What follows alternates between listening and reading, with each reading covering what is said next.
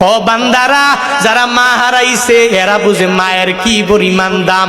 ময়দান থেকে বাড়ি যাওয়ার পরে যখন মা দুনিয়ায় নাই, বাড়ি যাওয়ার পরে মাকে যখন পায় না, তখন স্ত্রীরে বার ডাক দেয়।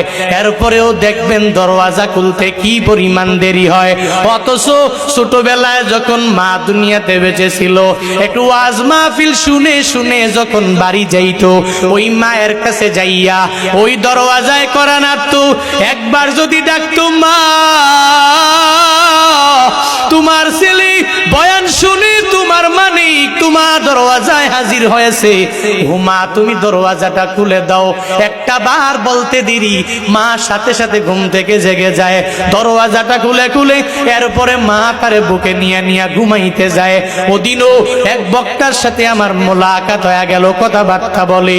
উনি বলতে লাগলো, জুনায়েদ ভাই, মা আমারে এত পরিমাণ মোহাব্বত করে, এত পরিমাণ ভালোবাসে, মায়ের দোয়া নিয়ে এত পরিমাণ বক্তা আমি হয়েছি। আজকে আমার বউ আছে, আমার সন্তানেরা আছে, আমার বাসায় আমার একটা বৃদ্ধা মা দুনিয়াতে বেঁচে আছে। আমি মায়ের কাছ থেকে দোয়া নিয়ে নিয়ে বের হয়ে যাই।